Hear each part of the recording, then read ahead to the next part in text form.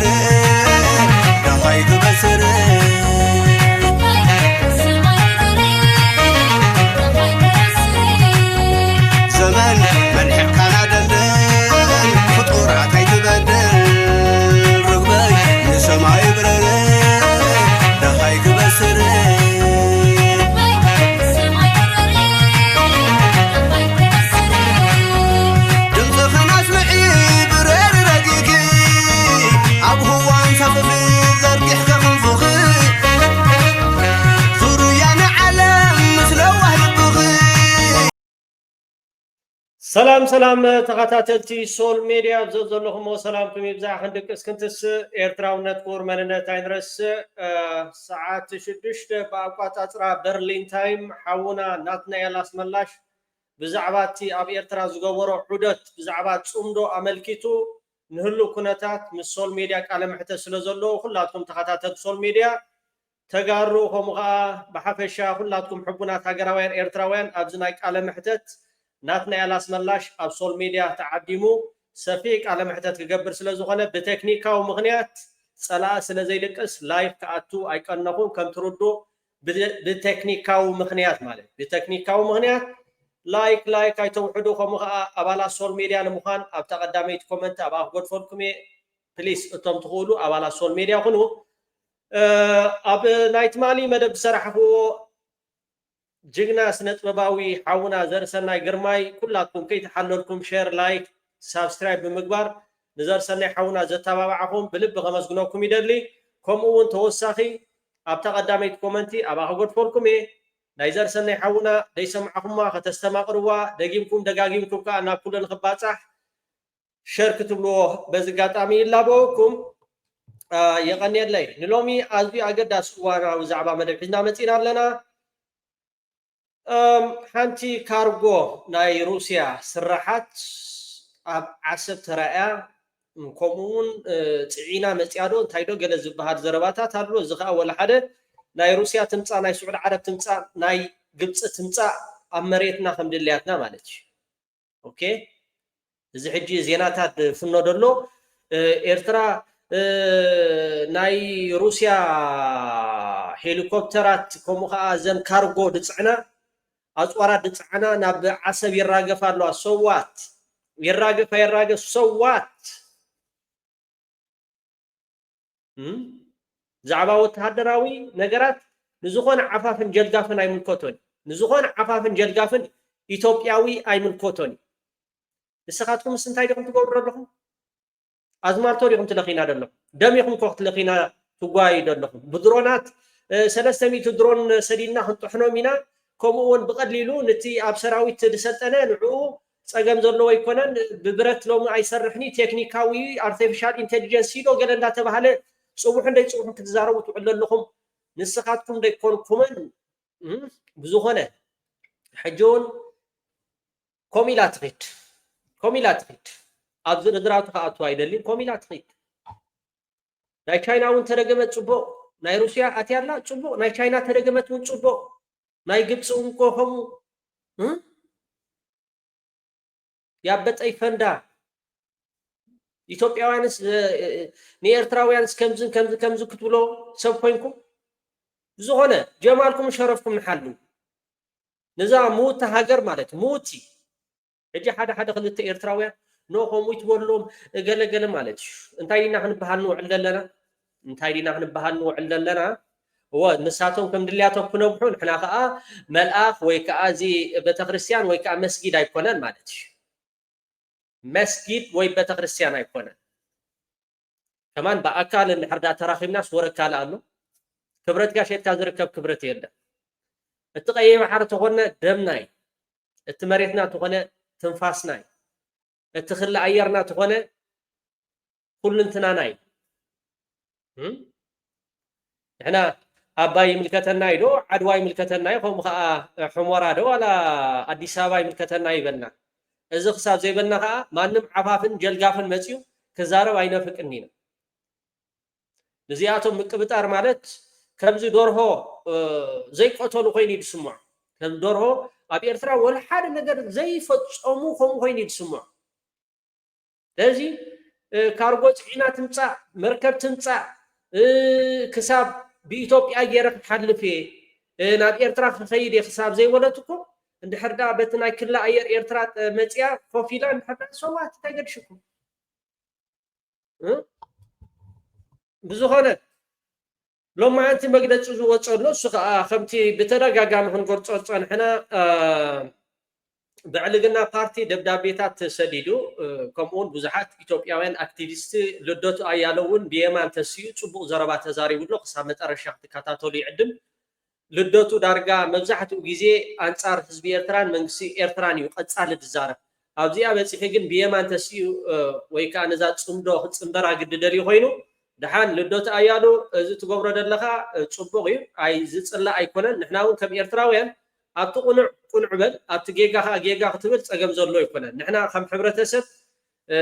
لعل زقنا نجار نسيانو نفنفنو نحرد على خوينو حصوت نحرد أجنبي كا خمزي لوم تزاريب كذا لها أما ترشح خصمعكم يخم خا درجة خا صبو زرباس تزارب ولو أوكي منيستر زينا من سير ترازوت حتى تالو نابو قبلكم هنا سرعة إثيوبيا نإيرتران متقانن مخصاصن ككايدون زغني صعوق دبلوماسياوي زمتن كجبرو صنحه تختخوي تكبراتن زملكت مجلس وصيو ملو تحسو يسعب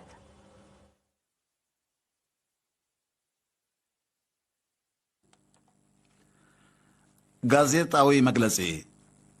ኢትዮጵያ ኩናትን ምውላዕን ርትዓዊን ምምሳሉን ሰበብ ሃሰው ትበል ኣብ ዝሓለፈ ሒደት መዓልታት ስርዓት ኢትዮጵያ ኣብ ጽዑቕ ዲፕሎማስያዊ ዘመተ ተጸሚዱ ቀኒሎ እዚ ዘመተ እዚ ናብ ዋና ጸሓፊ ሕቡራት ሃገራትን ሓያሎ መራሕቲ ሃገራትን መንግስታትን መልእኽቲ ምስዳድ ዘጠቓለለ እዩ ትሕዝቶ ናይቲ መልእኽቲ ንኤርትራ ብተደጋጋሚ ምትኹታኹን ጥሕሰት ልኡላውነትን ግዛእታዊ ሓድነትን ብሓሶት ዝጥቀንን ዝኸስስን እዩ እዚ መዘናግር መልእኽቲ እዚ ያይ ናህጉራዊ ማሕበረሰብ ብምትላል ነቲ ንነዊሕ እዋን ነጋሪት ክድስቐሉ ዝጸንሐ ኣጀንዳ ኩናት ደገፍ ንምርካብ ዝዓለመ ምዃኑ ንኹሉ ብሩህ እዩ ጭጉራፍስ ሃሪማ ባዕላተኡ ከም ዝበሃል እቲ ሓቂ ኣብ ኢትዮጵያ ስልጣን ሒዙ ዘሎ ሰልፊ ብልጽግና ኣብ ዝሓለፈ 2 ዓመታት ብቓላቱ እንተተኻኢሉ ብሕጋዊ መንገዲ ኣድላይ እንተኾይኑ ድማ ብሓይሊ ወደባት ኤርትራ ንምሓዝ ዝዓለመ ዓንዳርን ዘይምኽንዩን ጽዑቕ መርዛም ዘመተን ተኽታኺ ተግባራትን ከካይድ ጸኒሐ እዩ እዚ ስርዓት እዚ ኪኖ ቃላት ብምኻድ እውን ኣብ ዕድጊ ጽዋርን እልቢ ዘይብሉ ኣናዓበ ተግባራትን ተጸሚዱ ይሓግዩ እዚ ተኽታኺ ተግባራት እዚ ንልኡላውነትን ግዛእታዊ ሓድነትን ኤርትራ ከምኡውን ንዞባዊ ሰላምን ርግኣትን ከቢድ ናይ ሓደጋ ደወል እኳ እንተኾነ ኤርትራ ልዑል ነፍሲ ግትኣት ክትክተል እያ መሪፃ ቀዳማይ ሚኒስትር ኢትዮጵያ ናይ ኩናት ኣጀንድኡ ምስ ኣወጀ እውን እንተኾነ መንግስቲ ኤርትራ ብ16 ጥቅምቲ 2023 ኣብ ዘውፅኦ መግለጺ ነቲ ኩነታት ብኣርምሞ ብምግንዛብ ከም ወትሩ ኣብ ከምዚ ዝኣመሰለ ጎደናታትን ማዕድታትን ከም ዘይዕደም እናረጋገጸ ንኹሎም ቅዱሳት ከይትንኮዩ ምምሕፃኑ ዝዝከር እዩ መንግስቲ ኢትዮጵያ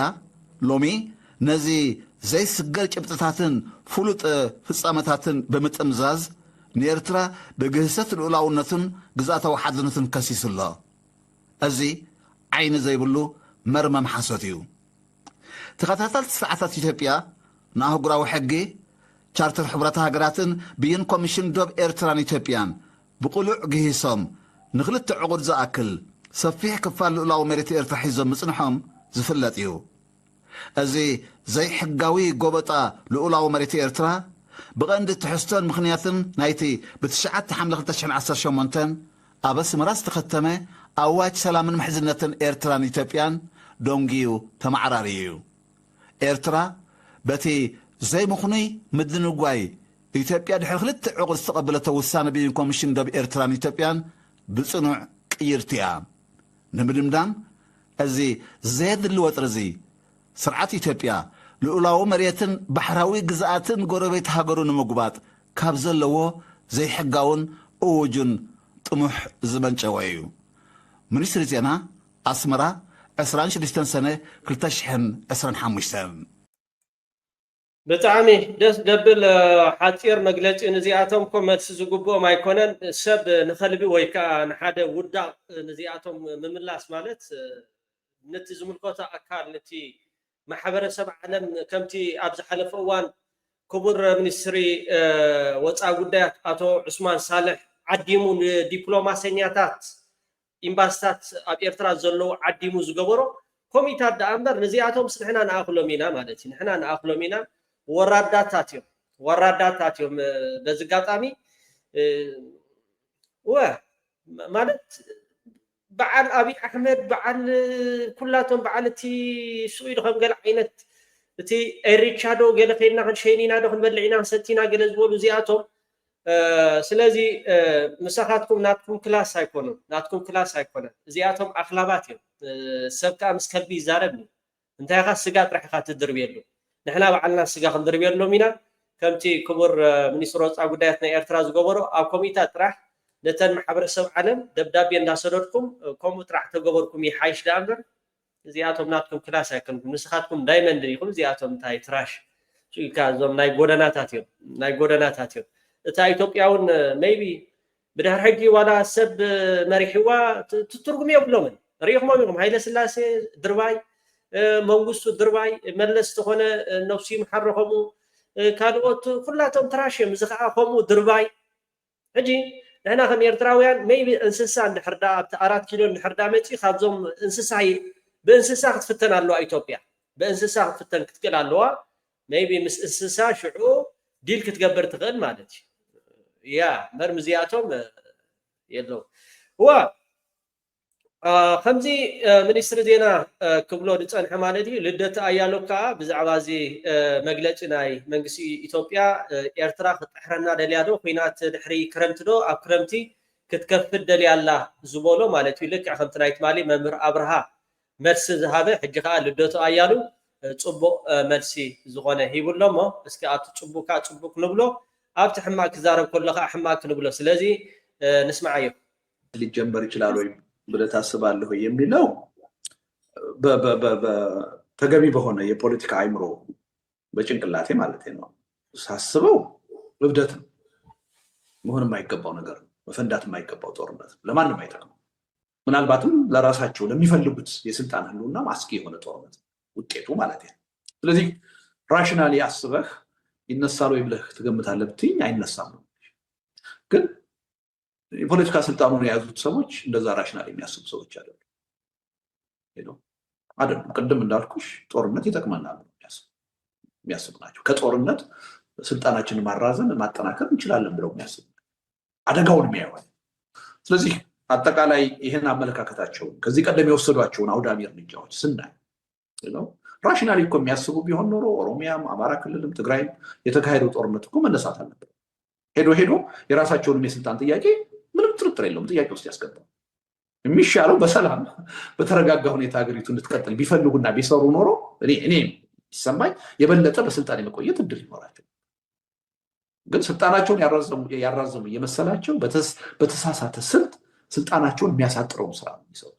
ስለዚህ ይሄን ጦርነትም ከኤርትራ ጋር ኦኬ ብሕፅር ዝበለ እዚ ዝገብሮ ደሎ ብሰላም ከማን ስልጣኖም ከናውሕ ይኽእል እዮም ግን ብደይ ሰላም ንስልጣኖም ንምንዋሕ ኢልካ ዝግበር ደሎ ዳንኬራ ናይ ኩናት ወሮ ኩናት ኣነ ኣይቅበሎን እየ ዝብል ደሎ ኦኬ አይገባበትም ብዬ ልላችሁ የመነሳት እድል አለው ብዬ ነው ከኤርትራ ጋር አይገባበትም ብዬ ልላችሁ የመነሳት እድል አለው ብዬ ነው ኦኬ ምስ ኤርትራ ኩናት ክገብሮም ዝብል ንዓይ ክጉምጉሞ ከለኹ አሎ ኢለ ይኣምን ኣይገብርዎን እዮም ኣይብልን እዩ እዋ ኣይገብርዎን እዮም ኣይትብልኒ ኣነ እውን ልክ ሓምዛ ዶዶት ዝብላ ደሎ ኣይገብርዎን እዮም ኣይትብልኒ ኢኻ ካብ ብፋኖ ተሳዒርና ብሕወሓት ተሳዒርና ካብ ምባል ነቲ ዝመፅእ ዘሎ ምርጫ ኣብ ኢትዮጵያ ክዕወት ስለዘይክእል ኣብይ ኣሕመድ እንታይ ዳ ግዳማዊ ክገብሮ ኣለዎ ነቲ ኩናት ግዳማዊ ይገብሮ ዶ ነቲ ምርጫ ከዓ ክዕወት ኣይክእልኒ ኣብቲ ምርጫ ከዓ ከምቲ ናይ ቅድሚ ሕጂ ናይ ቅንጅት ዝነበረ ናይ ህዝቢ ምልዓዓል ክህሉ ይኽእል እዩ ነዚ ሕጂ ዳይቨርት ምግባር ነቲ ኣቃልቦ ንምጥዋይ ንምጥምዛዝ ክገብረሉ ዝኽእል ተኽእሎ እውን ኣሎ ያራዘሙ እየመሰላቸው በተሳሳተ ስልት ስልጣናቸውን የሚያሳጥረው ስራ ነው ስለዚህ ይህን ጦርነትም ከኤርትራ ጋር አይገባበትም ብዬ ልላችሁ የመነሳት እድል አለው ብዬ ነው ሊነሳ ይችላል የሚል እምነት ነው ያለኝ አንድ ሁለተኛው ቅድም ያነሳሽው ነገር ነው ማን እየጀመረው ነው ያልሽ እንትን ያልሽ እንግዲህ ጦርነት ከፕሮፓጋንዳ ነው የሚጀምረው የመጀመሪያው ቆስቋሽ አሁን የብልጽግና አገዛዝ ኤርትራ ወደድንም ጠላንም ሉዓላዊ ሀገር ነች ሉዓላዊ ሀገር ነች አሰብ የኤርትራ ግዛት ነው አሁን ባለው ተጨባጭ ሁኔታ እዚህ ላይ አሁን ታሪክ ዋጋ ያለው አሁን በተባበሩት መንግስታት በአፍሪካ ህብረት እውቅና ያላት ሀገር ነች ኤርትራ አንድ ሉዓላዊነት ያለው ኢትዮጵያ የሚባል ሀገርና መንግስት ያን ሉዓላዊ ሀገር በወረራ ይዤ የባህር በር ጥያቄን መልሳለሁ ማለት ይሄ ጦርነት አዋጅ ስለዚህ ከዚህ አንፃር በጣም ደካማ አርጊውመንት ነው ነገ ከነገ ወዲያ ጦርነት ቢነሳ ለጦርነቱ መነሳት ዋና ተጠያቂ የሚደረገው ከኤርትራ መንግስት ይልቅ የኢትዮጵያ መንግስት ቴንክ ዩ አሁን ይሄን ወዘይናትካ ዓሰብ ተቆለ ናይ መሬት ግዛት ናይ ኤርትራ እዩ ኩሉ እቲ ባሕሪ ተቆነ እውን ናይ ኤርትራ እዩ ስለዚ ንሓንቲ ልዕላዊት ሃገር ብወገን መንግስቲ ኤርትራ ክወርር ወይ ከዓ ኩናት ኣብ ልዕሊ ኢትዮጵያ ክገብር ዝብል ኣይሰምዐናን ንሳቶም ግን ለይትን መዓልትን ከምኡ እዮም ክብሉ ዝውዕሉ ዘለዉ ካብቲ ላዕሊ ኣብይ ኣሕመድ ጀሚርካ ኩሉ እቲ ኣብ ናይ ብዕልግና ፓርቲ ዘሎ ሓላፊ መፅዩ ባሕሪ ኣብ ደገዶ ገለ ዝበሃል ነገራት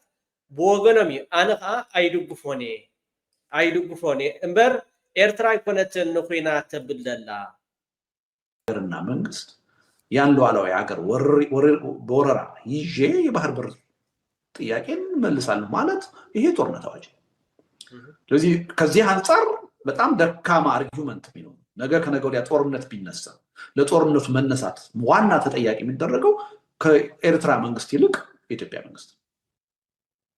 አሁን ይሄን ለማድበስበስ እንደገና በመሬት ጥያቄ በአልጀርስ ስምምነት ምናምን ለማሳበብ ሲሞከር ነው ያለው ኦሬዲ ዳሜጅ እኮ ተፈጥሯል ዓለም ሰምቷል የኢትዮጵያ መንግስት ምን እንደሚፈልግ መንግስት አክቲቪስቶች የመንግስት ወታደራዊ ሹሞች የክልል መሪዎች ሳይቀሩ ወጥተው ቀይ ባህር ላይ ሬቻን እናከብራለን በአጭር ጊዜ የወደብ ባለቤት እንሆናለን እያሉ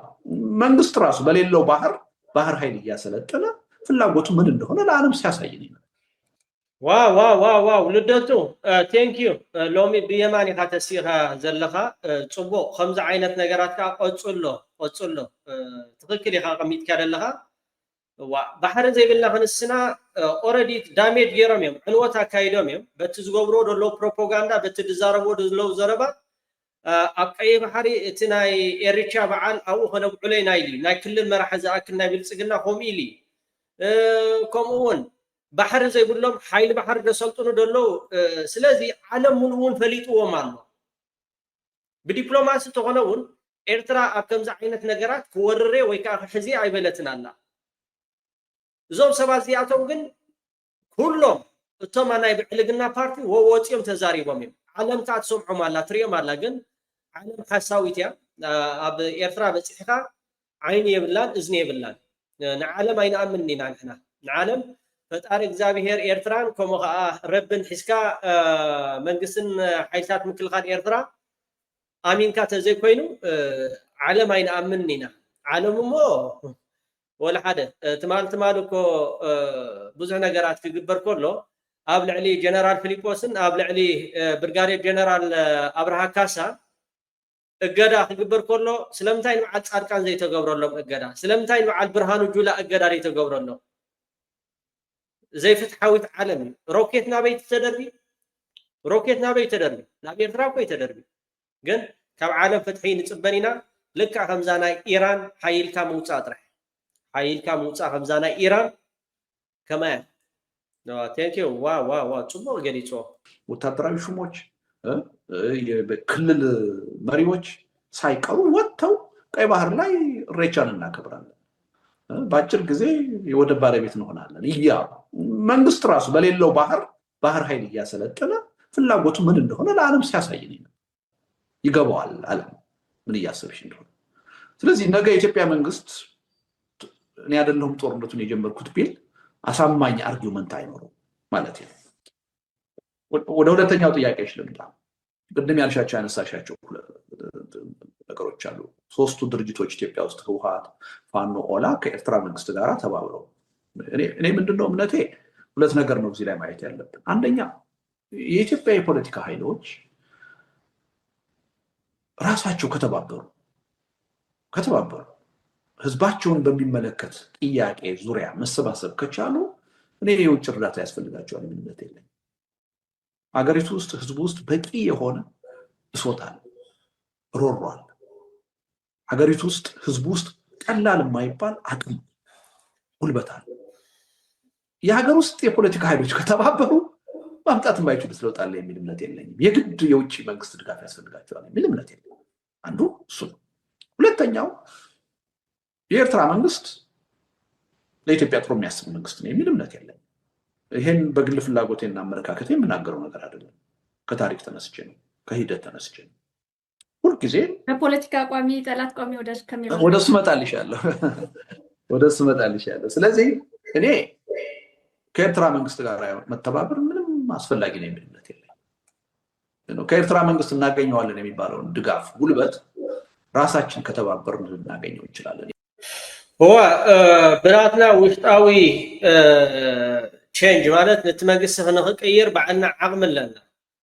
ሓገዝ ካብ ደገ ምድላይ ወይ ካብ መንግስቲ ኤርትራ ኣይንደልን ብውሽጥናትና ክንገብሮ እቲ ዝበለፀ ብል ኣሎ እሱ ናትካ ምርጫ ይፀገም ዘሎ ይኮነን ወሸለኹም ጌርኩም ኢትዮጵያዊ ኃይሎች ኢቭን እኔ በጦርነት ማላምንም ቢሆን በጦርነት የሚያምኑት ኃይሎች በዛ መንገድ ሄደን ለውጥ እናመጣለን ብለው እስካመኑ ድረስ አገር ውስጥ ያሉት ኃይሎች ከተባበሩ የሻዕቢያ እርዳታ ያስፈልጋቸው ሻዕቢያ እኮ የአማራን ህዝብ እኮ ሻዕቢያ አመዳቸው የፖለቲካ አቋሞች የሚታወቁ አንዱ ሊሰመርበት የሚገባው ጉዳይ ይሄ ነው ነገር ግን አሁን ቅድም በራሽናል ጭንቅላት የኤርትራና የኢትዮጵያ ጦርነት ሊነሳ አይችልም ብዬ ነው ማምነው ነገር ግን አሁን ያለው ነባራዊ ሁኔታ ስካየሁት ግን አክተሮቹን ስገመግማቸው ግን ይነሳል የሚል እምነት ነው ያለው ወደዛ የሚሄዱ ድሉ ይሰፋል የሚል እምነት ነው ያለው በተመሳሳይ ሁኔታ አሁን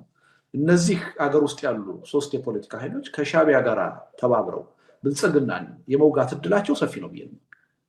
ተገቢ ነው ያልኩሽ አይደለም እኔ አስፈላጊ ነው የሚል እምነት የለኝም እኔ አስፈላጊ አይደለም ስላልኩ ግን ይቀራል ማለት ነው አሁን አገዛዙ እየወሰደ ያለው ተጠቅመች ነው ያንዳንዳቸውን ጨፍጭፎ ከምድረገጽ ለማጥፋት የሚያደርገው እርምጃ ከማንም ጋር እንተባበራለን ብለው እንዲሉ የሚገፋፋ የሚያስገድድ ነው አሁን ራሽናሊ የሻዕቢያን ታሪክ አውቄ እኔ ከሱ ጋር ትብብር መደረግ የለበትም ብዬ ባምንም ትርጉም የለውም እነዚህ ኃይሎች አሁን መንግስት ያካሄደው ባለው የጦርነት ስልት ምክንያት ተገፍተው ያን አማራጭ ሊይዙ እንደሚችሉ ገምታለሁ እኔ በዛ ደረጃም ግንኙነት እየተደረገ ይሆናል የሚል እምነት ነው ልናስቀረው አንችልም መንግስት መረዳት ያለበት ይሄ ጉዳይ ከታሪካዊ ጠላቶቻችን ጋር ከሻዕቢያ ጋር እንዴት ተባበራላችሁ አንደኛ ይሄ ማለት ሞራል የለውም መንግስት ሆኖ ለምን እሱ ራሱ ከሻዕቢያ ጋር ተባብሮ ነው ኢትዮጵያውያንን በትግራይ ጦርነት አስገብቶ ይጨፍጭ ላብዙ አንድ ሁለተኛ መውጫ መግቢያ አሳጥቶ ከመድረገጽ አጠፋቸው የሚላቸውን ተቃዋሚዎች ከማንም ጋር አትተባበሩ ሊላቸው ይችላል ምክንያቱም በመጥፋትና ባለመጥፋት ጥያቄ ውስጥ ያለ ኃይል ከማንም ጋር ለመተባበር ሊወስን ይችላል እንደኔ አሁን በሰላማዊ ትግል እንደማምነው ሰው ጦርነቱ ውስጥ እንደሌለ ሰው መርህን ሊከተል አይችልም እኔ መርህ እያሰብኩ ነው የምናገረው አይደል? ያ ፕሪቪሌጅ አለኝ። አንድ ጦርነት ውስጥ ያለና በመጥፋትና ባለመጥፋት በመሞትና ባለመሞት የህልውና ጥያቄ ውስጥ ያለ ኃይል ግን እንደኔ መርህን ይከተላል ብሎ መጠበቅ ስህተት ነው። ስለዚህ ግንኙነት ይፈጥራሉ ወይ ካልሽ ምናልባትም ፈጥረው ይሆናል ብዬ ነው የማስበው። ወደዛ የሚሄድ እድላቸውም ሰፊ ነው ብዬ ነው። ኦኬ ብዛዕባ ሕፅር ዝበለ ማለት እዩ መብዛሕትኡ ትርድዎ ትኾን ኢኹም ተስፋ ይገብር ማለት ብሕፅር ዝበለ እቶም ሓይልታት ዘለዎ ኣብ ኢትዮጵያ ምስ መንግስቲ ኤርትራ ርክብ ኣለዎም ዝብል እምነት ኣለኒ። እዚ ከዓ እንታይ እዩ ጉደፉ ከዓ ክብሎም ኣይክእልኒ ኣብዪ ኣሕመድ ከምቲ ንሕወሓት ንምጥፋእ ዝገበሮ እዚኣቶም ከዓ ንዑ ንምጥፋእ ዘይሰርሕሉ መገዲ የለን። ካልኣይ ከዓ ንሱ ብዝሰርሖ ደሎ ኣንጻር ኤርትራውን ኢዳ ክትሕውስ ግድን እያ። ኢዳ ጣሚራ ክትሪኦም ኣይትኽእልን እያ ዝብል። ስለዚህ መንግስት ይሄን ነው መረዳት ያለ። ዝም ብሎ ከሻዕቢያ ጋር እየተባበሩ ነው እያለ ቢያወግዝ ትርጉም የለው፣ ፋይዳ የለው። ለምንድን ነው የሚተባበሩት? እኔ ምን ስላረኳቸው ነው? እኔ የሀገራቸው መንግስት ነኝ። እኔ ጋራ መነጋገርና መተባበር ሳይችሉ ከሻዕቢያ ጋር ለምንድን ነው የሚተባበሩት? እኔ ምን ባደርግ ነው? ምን ችግር ቢኖርብኝ ነው ብሎ ነው ራሱ መጠየቅ ያለበት። ስለዚህ እኔ ይሄ ትብብር መኖር የለበትም ስል መርህን ተመስርቼና የብልጽግናና የብልጽግና አጋሮች ይሄ ትብብር የለም ሲሉ መነሻችን የተለያየ መሆኑን ማወቅ ያስፈልጋል። የእነሱ ምንም መርህም የለውም። ያን ጉዳይ አገዛዙ ብልጽግና ሲያደርገው አልተቃወሙም። ትናንት በትግራይ ጦርነት ኢትዮጵያዊ የሆኑ ዜጎችን ራሱ መንግስት ጋብዞ ሲያስጨፈጭፋቸው። ኦኬ ክቡራት ተኸታተልቲ ሶል ሚድያ ላይክ እንዳገበርኩም ሕጂ ሓንቲ ሕቶ ከዓ ኣገዳሲት ሕቶ ክትሓቶ እያ ከምቲ ንብሎ ኩሉ ግዜ ማለት እዩ። እስከ ንልደቱ ኣያሉ ከመይ ረኺብኩሞ ንልደቱ እቶም ትከታተልዎ ትሰምዕዎ ከመይ ረኺብኩሞ ኣብዚ ዝህቦ ደሎ ርእቶን ሓሳባትን እስከ ቁርብተይ ርእቶኹምን ሓሳባትኩም ንሃቡ። ኣብ ናይ ብርጌን ሓመዱ ክትሓቶ እያ ሕጂ ሓደ እንታይ ኢኹም ትብሉ? በቃ ንመንግስቲ ኤርትራ ጥራሕኩም ኢልኩም ተዋጣውጡ መንግስቲ ኤርትራ ጥራሕኩም ኢልኩም ተዋጣውጡ። ስለዚ ንብልፅግና ሓላል ዝኾነሉ ምስ ብርጌን ሓመዱ ክሰርሕ ምስ ሕወሓት ወይ ከዓ ምስ ፋኖ ክሰርሕ ሓራም ዝኾነሉ መንግስቲ ኤርትራ የለን። ኣብዚ ጉዳይ ኣመልኪታ እውን ንልደቱ ሓቲታቶ እያ ንስማዕ እዩ። እኔ አሁን እያወራሁ ካብ መርህ አንጻርስ አሁን ለምሳሌ ብልጽግና ብርጌድ ሀመዱ የሚል የትጥቅ ትግል በኤርትራ መንግስት ጋር የሚነሳ እያሰለጠነ ነው አይደል? ስህተት ነው። መረጃዎች አሉ። ከዛ አንጻር ስህተት ነው። እኔም መረጃው አለኝ። ስህተት ነው። ወአነ ፈልጤ ሓበሬታ ኣለኒ ከምኡ ከም ድገብር ማለት እዩ። ግን ኣይድግፎን እየ። ስሕተት እዩ። ጌጋይ ከምኡ ምግባሩ ብዕልግና ፓርቲ ጌጋይ ተገቢ አይደለም፣ አይጠቅምም። ምልሽ ይሄ እኮ በዓለም አቀፍ ህግም እኮ ያስጠይቃል።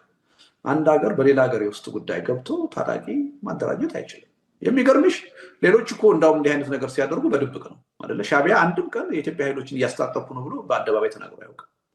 አይደለ? አሁን ከህወሓት ጋር ወይም ከፋኖ ጋር እየተባበርኩ ነው ብሎ ተናግሮ አያውቅም አይደለ? የኢትዮጵያ መንግስት እኮ የዲፕሎማሲን ሀሁ እንደማያውቅ እኮ የምታውቂው እኮ በአደባባይ እኮ ያሳያል እኮ። አዲስ አበባ ላይ ሲሰበሰቡ ስልጠናም ሲወስዱ ያሳያል። እዚ አብይ አሕመድ ኣብ ቃልዕ ዝገብሮ ዘሎ ከማን ይሕትቶን ይክስሶን ብሓንቲ ሃገር እሞ ከዓ ኣብ ቃልዕ ሻዕቢያ እኮ ይገብር ዲ ኣይገብርኒ ዋላ ወፂ እኮ ክትገብር እንድሕር ዳ ኮንካ እኮ ኣብ ማስ ሜድያ ወፂኻ እውን ኣይትዛረበሉን ኢኻ። ናይ ሻዕቢያ ኮሚታት ነገራት ኣይረኣና። እቲ ናትና ዝሕዝነካ ግና ኢትዮጵያ ኣብ ቃልዕ ነቶም ብርጌን ሓመዱ ባይታ ሂብዎም ኣኼባ ክገብሩ እኮ ርኢና ኢና። ስለዚ ብጣዕሚ ከዓ እዚ ከዓ ወንጀል እዩ እና የዲፕሎማሲ ሀሁ አያውቅ እና ስህተት ነው እሱም ማለት ነው። ስለ ብሔር ፖለቲካና ስለ ዜግነት ኦኬ ቴንክ ዩ ርእቶምን ሓሳባትኩም ናብዚ ይሃቡ ብጣዕሚ ኣገዳሲ ፅቡቅ ልደቱ ኣያሉ በቲ ዝገለጽካዮ ኣዝዩ ኣገዳሲ እሞ ከዓ ኣብዚ ህሉ ኩነታት እዋን ኣብ ብዛዕባ ኣተኪርካ ዝሃብካዮ ግብረ መልሲ ብልቢ ነመስግነካ ማለት እዩ። ኣብቲ ቁኑዕ ክንብል ኢና፣ ኣብቲ ጌጋ ከዓ ጌጋ ክንብል ኢና። እዚ ከዓ እቲ ሓቂ ነዚ ዝገብሮ ዘሎ ዕንደራ ከምኡ ከዓ ናብ ኩሉ ኤምባሲታት ኣብ ናይ ዓለም ዘሎ ትካላት ሰዲዶም ኤርትራ ኩናት ክትከፍተልና ደልያ ዝብል ንዕኡ ከም ትኩንኖ ኤርትራ እምበሺ ኩናት ኣይኣወጀትን። እቲ ኩናት ዝእውጅ ዘሎ ብዕልግና ፓርቲ ዝእውጅ ዘሎ ከምኡ እውን ነቶም ኣንጻር ኤርትራ ትዕጥቕ ደላ እውን ባዕላ ኣብ ቃልዕ ወፅያ ብዕልግና ፓርቲ ምዃኑ مسكرنتك بمهبكا أنا خم سول ميديا بتعامل تصبو قبلك مالتي رئيتهم من حساباتكم من تقاطعات سول ميديا كا تقديسو خريئي سلزم بو كا رئيتهم تصبو بمنفس مالتي أتقنع قنع أتجيجا بزي تعرفي رئيتهم من حساباتكم نو أبزي أخم زي أخذ النيرو نقول له خبر حن زي قبل حنا زخن مالتي قبل حنا زخن نحنا ولا تي متي زنبو كاوهم هارول زخن نجارات النحردا هدي خينو هو أزيو أزار عربو يقنيو مالت تي تكنيكا ومغنيات تلايف كأتو أيكنهم ساعة شدشة فرقان أبيلجن ناتنا يا داس ملا شاب سول ميديا له تي تكنيكا ومغنيات سلاي أيدك اسمي أبلا سول ميديا كله كم خال لاي كايتو كله أبتا قدامي تكومنت وقول فلكمي درجة انتهي بلالو اسمعي መጀመሪያም ሰበር መረጃ አለ። የዛሬ 7 ዓመት ስምምነት ላይ በመድረስ ዜጎቻቸውንም ሆነ የዓለም ሕዝብን አስደምመው የነበሩት የኢትዮጵያና ኤርትራ መንግስታት ዳግም ወደ ደም አፋሳሽ ጦርነት ሊገቡ ጫፍ ላይ እንደደረሱ አንድ የዲፕሎማቲክ ኬብል ወይም ሪፖርት ዋቢ አድርጎ መሰረት ሚዲያ ዘግቧል። ምንጩ አይጠቀስ በተባለው በዚህ ሪፖርት ላይ ሁለቱም የምስራቅ አፍሪካ ሀገራት ጦራቸውን አይቀሬ ለሚመስል ጦርነት በድንበር አካባቢ ያዘጋጁና አጋዣላቸውን ወታደራዊ ስምምነቶች ሚሊታሪ አሊያንስስ በፍጥነት እየከወኑ እንደሆነ ይጠቁማል። ሪፖርቱ አክሎም ሀገራቱን አንድ የተሳሳተ አካሄድ ወይም ስሌት ሚስካልኩሌሽን ወደ ለየለት ጦርነት ሊያስገባቸው እንደሚችልና ጦርነቱም የሀገር ውስጥ اوكي درجه انتهى يزبل له حدا صحف الصغات صحف انتهى يزبل قال من جهه تقيسو ايرتران ايثيوبيان بجيت كاتوا يخلان زبل نغرات يزخيدلو تفقرن ወይ ካትና ይሰላም ነገራት መጪው ደዛረብ ነገር ሕጂ ናብ ከም ዝኩነታት አቲሎ መንግስት ኤርትራ ህዝብ ኤርትራ መቼም ንኹይናት ተዳዲ ይፈልጥን እንደ ሓዳ መጪ ግን በዓጸፌታ ግብረበት ሰብ ምዃኑ በዚህ ጋጣሚ ፈታው ጸላም ፈልጦ ዝግባ ሐቂ እዚህ ግን ተፋላሚ ኃይሎችን በቀጥታ ስቦ ማስገባቱ እንደማይቀር ይጠቅሳል። በአፋር ክልል ውስጥ በኢትዮጵያ መንግስት ድጋፍ የሚደገፍ አንድ ወታደራዊ ኃይል በፍጥነት ራሱን እያደራጀ እንደሆነ መረጃው ይጠቁማል። ኤርትራ በበኩሏ ከህወሓት እንዲሁም ከሌሎች የኢትዮጵያ ኃይሎች ጋር ግንኙነት በማድረግ ላይ እንደምትገኝም በሪፖርቱ ላይ ተገልጿል። ባለፉት ጥቂት ሳምንታት የኢትዮጵያ መንግስት ለተባበሩት መንግስታት ድርጅት ለምዕራባውያን ሀገራት እንዲሁም ለአፍሪካ ህብረትና ለጎረቤት ሀገራት ኤርትራ በኢትዮጵያ የውስጥ ጉዳይ ጣልቃ በመግባት ግጭቶችን እያባባሰች እንደሆነ የሚገልጽ ደብዳቤ በዲፕሎማቶቹ አማካኝነት ሲያሰራጭ መቆየቱን ተመልክቷል። ይህን ተከትሎ የኤርትራ መንግስት መግለጫ ያወጣ ሲሆን ይህ ነገር የዓለም አቀፍ ማህበረሰብን ለማሞኘትና ለረጅም ጊዜ በኢትዮጵያ መንግስት ሲታሰብ የነበረውን ጦርነት ለመጀመር የሚደረግ ጥረት ነው ብሎታል። የኢትዮጵያ መንግስት ከቃላት ውሮራ በዘለለ ጦርነት ማካሄጃ የጦር መሳሪያዎች በብዛት ሲሸምት ነበር በማለትም ኤርትራ ከሳለች። በዚህ ክስ ዙሪያ ግን በኢትዮጵያ በኩል እስካሁን ምላሽ አልተሰጠም። በኤርትራ ከወራት ጀምሮ ለረጅም ዓመታት ታስረው የነበሩ የትግራይ ተወላጆች በብዛት እየተለቀቁ መሆናቸውን ከስፍራው የሚወጡ መረጃዎች ያሳያሉ። የኤርትራ መንግስትና የህወሓት አመራሮች በቅርብ ወራት ጠበቅ ያለ ግንኙነት እንደመሰረቱ በስፋት ይነገራል። ይህን ተከትሎም እንደ ዛላምበሳና ባድመ ባሉ የድንበር አካባቢዎች ከዚህ በፊት ብዙም የማይታዩ የህዝብ ለህዝብ ግንኙነቶች፣ ግብይቶችና የድጋፍ ሰልፎች መታየት ጀምረዋል። ይህ በእንዲህ እንዳለ ሁለቱ ሀገራት ወደ ጦርነት ሊገቡ ጫፍ ላይ ደርሰዋል የሚሉ ተጨባጭ መረጃዎች በስፋት እየወጡ መሆናቸውን ተከትሎ ባልደረባዬ ፋሲል የኛለም አሁንም የሚለው ይህንኑ ነው በሚል ርዕስ የምትከተለውን አጭር መልእክት አስተላልፏል። አሁንም የምለው ይህንኑ ነው። እናንተ የብልጽግና ሰዎች ሆይ ኤርትራ ልትወረን ነው ወይም ደግሞ ኤርትራን ልንወር ነው በሉ። በአንድ ጊዜ ልትወረንና ልንወር ነው የሚለው አገላለጽ ፋላሲን ስለሚያስከትል ትዝብት ላይ ይጥላችኋል። እኔ እስከዛሬ ከአዛዥ እስከ ካድሬ ድረስ ኤርትራን ልንጨብጣት ነው እያሉ ሲናገሩና ሲፎክሩ ነው የማስታውሰው። ቴንኪው ሓደ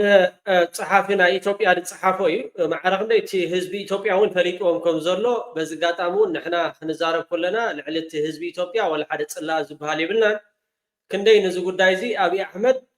ወላ ሓደ ካብ ናይ ኤርትራ በዓል ስልጣን ይኹን ታራ ሰብ ብዛዕባ ወራር ኣብ ልዕሊ ኢትዮጵያ ንምግባር ዝዛረብ የለን። ካብ ካድረ ትሒዝካ ክሳብ ላዕሊ ግን እቲ ወራር ክገብር ዝዳሎ ዘሎ ናይ ኢትዮጵያ ምዃኑ በዚ ጋጣሙን እዚ ፋሲል አይን ዓለም ብትክክል አቀሚጥዎ ኣሎ ማለት እዩ ያ እሱ ይተሓቂ ቴንክ ዩ ጽቡቅ እኔ እስከ ዛሬ ከአዛዥ እስከ ካድሬ ድረስ ኤርትራ ልንጨብጣት ነው እያሉ ሲናገሩና ሲፎክሩ ነው የማስታውሰው። አሁን በድንገት ተነስቶ ኤርትራ ልትወረን ዝግጅት እያደረገች ነው ማለት አስቂኝ ይሆናል። አሁንም የምመክራችሁ ይሄን ነው። በአብይ አህመድ ክፋት፣ ጥላቻ፣ ራስ ወዳድነትና የችሎታ ማነስ የተነሳ ባለፉት 6 ዓመታት በሚሊዮን የሚቆጠሩ ወጣቶች ረግፈዋል፣ ሚሊዮኖች ተፈናቅለዋል ወዘተ። አሁን እንደገና ሌሎች ሚሊዮኖች የሰይጣን ግብር እንዲሆኑ መፍቀድ የለብንም። አብይ ትናንት እጁን እየሳመ አልጠግብህም ሲለው የነበረው ኢሳያስ አፈወርቂ ለኢትዮጵያ የውስጥ ችግር ተጠያቂ የሚሆንበት ምክንያት አይገባኝም። የውስጥ ችግራችንን ለራሱ የግል ፍላጎት ከተጠቀመበት ችግሩ የኛ እንጂ እሱ አይደለም። የሀገሬ ሰው ስማ፣ በኋላ አልሰማሁም ብለህ እንዳታማ። ከኤርትራ ጋር በሚደረግ ጦርነት የሚገኝ ትልቅ ነገር ቢኖር የሰው ሞትና እልቂት ብቻ ነው። አዎ በሰዎች ሞት የሚደሰቱ ሰዎች አሉ። በእኛ በኩል ግን ለጦርነት እምቢ በማለት የእነዚህን ሰዎች ደስታ ማጨናገፍ ይገባል። بتذكر أبيت نقحات تصمدو بقى أصفح في دلهم رومادي تصمدو هم رومادي أصفح في زين تريون دلهم تولدتنا أمحارة مالتيو نتقدايتي ووصيهم صبوق زربا يزدارب الله مالتي كاب لدوت أيالو حجي كاب تولدي نا أمحارة كابتم ترى إرتراز نبرة صبوق تزاري بالله زخا فاشل عين عالم كات تصحفاي انتهي بتزاري بالله سميهم والله مالتي إذا قلنا إذا حزب إثيوبيا تتنقل مس إيرترا خوينا تايدلنا نيو حزب إيرترا ويكامنجس إيرترا خوينا تايدلني دلوا يبلا لهم أبزخن تاير إيتون حساباتنا لكم نزب الحتو 500 مليون 100 تتخكل صبوق قصلوا نحنا وكمينا ندلي نتخوينات أيفان هو نسلامنا نبللنا إثيوبيا ويان نبلوكم نحنا خاب وقلنا قصلوا بعلم نزهتف نحنا انتاي مخانا أبتي وانا تقليص وي إيرتراويان إحنا خمزي نعنا مجلسنا منجست إيرترا ناي سلام حيل مخانو إثيوبيا طرح زي كونت عالم فريتو يزلو أبزخون عالم تخيركا منجست إيرترا سلام يسرح ملمات يسرح زبل أمنت يزلو منجست إيرترا أبزي وانزي إثيوبيا مسكالوت أجر زلوا حد صقمات نمفتح زتفلي تراند تصاوته يزل دليت ناي منجست إيرترا إثيوبيا مسكالوت بسلام كوينا مس إيرترا زلون ناي قطبان ناي بوليتيكان دبلوماتيك سرا عابيو تماهيشو بحضار كنت أكامينا زبل انبر وقع حزب إيرترا يدل منجست إيرترا يدل حزب منجست إثيوبيا يدل مساعتهم قريفكا مسكالوتون وجز بقال زربا كيفتر عبي ما يحاول نتصرح يسره الله وزي كل شيء يخلط ايه مسلم مس منجستن حزب إيرتران حدش لكونا او انتاوي تاريخ نسره إلناينا نسره لنا كابزي وصاي زلو حساب تخكل ايكونن حق المزراب very intensely on the mutually beneficial basis. Okay, أمدرجة أمانغو روسيا أمانغو إيرتران سمم عالت سمم عفاء مسرت إيرترا دخونا نجارات كتجبر ولا حدا زقيدا ويكا زوجوا على ويكا زوات أو طلع يلن سلازي توم إثيوبيا وين أب قلت صحفات ريهم كوميتات تقولوا دلهم التصحفات جن من صحفيون زي خلت منيو نتنجارات تي وقعوديو حلفنا تبوس دول زغل سبيل نو إيرترا حنتي ناي روسيا كارغو دتصعنت كالو دتصعنت انتهى تسعينا أي ملكتناني تسعينا أب عسب الراقف الله تراقف هاي تراقف قدانا يكون زمن كتو الله وأكاد مالتي نعاهاتكم هاي ملكتكم نسخاتكم تايرهم تقوبر لهم نسخاتكم تاير تقوبر لهم كاروتي ويكا بنانا أرانشدهم من هزبي إثيوبيا تقوزقلوا دلهم ህዝቢ ኢትዮጵያ ብድኽነት ብጥሜት ብናብራ ብሕሰም እንዳበለ ንስኻትኩም እንታይ ከም ትገብሩ ኣለኹም ኣፅዋራት ኢኹም ትጓርቱ ዘለኹም ናበይ ኢኹም ትጓርቱ ዘለኹም ወዮ ዳ እቲ ኣምላኽ ይሓገዘኩም ፋኖ ከምኡ ከዓ ይሕሊፍ ፈጢሩልኩም كمون تي أونك حجة حوحات كأ أبز قرب أوانون كجفاعكم ينعهاتكم مالت كجفاعكم سلازي وعلان أي تسوقكم مالت خنبلوكم إثيوبيا وين مالت خمزي قال نو أيكون دو قال خنبلوكم قال أي تصدق ويكا أو خمزي دو قال خنبلوكم أي تصدق نحنا بوتدرنا زمتانا ونفس وقت في إرترا وتهدري انتاي زارب نيفلت قال انتاي قد شكمك وشلو كمان ناي بعد شاينا متين دد حريا كمان ناي شاينا بيت متسمو its economy of course mining information communication technologies agriculture infrastructure the possibilities of the port and airport of Massaw the availability of the Russian proposals to develop industries in Eritrea. All this is going to be the subject for regular consultations between the ministries of economy, which we agreed to launch very soon and to make these consultations a regular feature of our relations. We discussed our military and military technical cooperation on the basis of the agreements of our relations. We discussed our military and military technical cooperation on the basis of the agreements signed some time ago. We are ready to satisfy the needs of Eritrea as regards maintaining its defense capacities. Maintain defense capacity block malo تخكل من رئيكات من سمعك حتمير اوكي او انت ولا اوكي خبرات تخاتات سول ميديا لايك هيتوحدوا بتعامي زمسكنكم مغناي نقول نمراي يدوم قانتم كوينا نسرح ابتا قداميت كومنت خا ابا خغود فولكمي ناتنا يلاسملاش نهولو كوناتات املكيتو اب ايرترا زغوبورو ناي صمدو هواهو كومون حزب ايرترا خمي تقبلوا كاب اسمرا نا كل بوتاتات سلدزره حتوتات نقتحاتون كفقدلكم اسك او خنمصينا تبلو سبات كاصحافو ليمو و صلاي دقسني مو تمليسنا لنا يا غنديله امول غري تنفدي ما بينا تنفدي قدمو بنا تنفدي حل مدافنا تنفدي ما بينا بلي تنفدي ابي عمي تنفدي سهداي ربا تنفدي انك ساي مودا تنفدي ما بينا بلي